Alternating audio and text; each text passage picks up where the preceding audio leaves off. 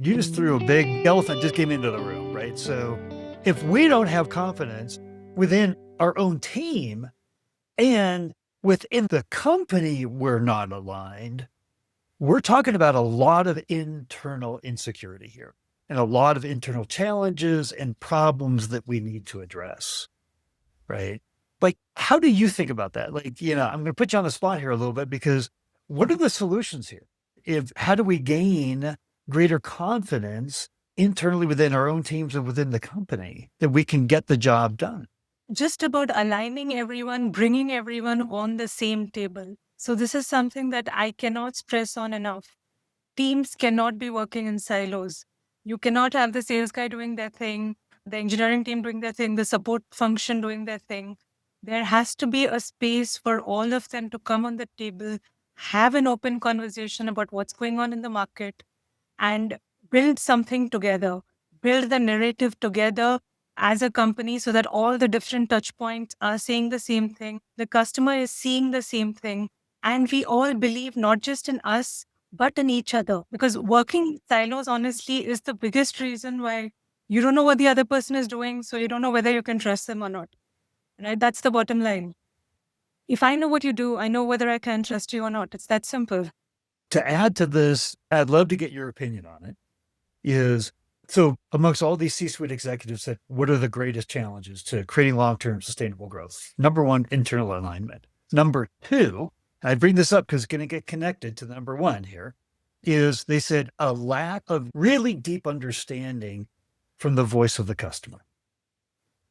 And when I asked about it, the reason why that was a challenge and a big problem is that if we don't understand, then not only do we not know how we're meeting their challenges, but that voice of the customer is the number one way that we align teams internally.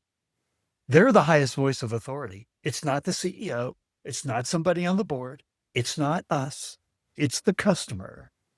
And if we can truly understand and use the customer as our divining rod, right, our directional North Star, then it takes and it helps us align because we're all where we are in our careers because we're pretty smart people, right? We can make independent, decisions. We know what to do, and we do.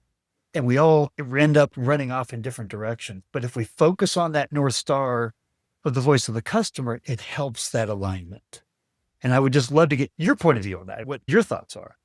That's beautiful what you said. And it's coming at a good point because this is something that we have been talking about at DAP as well.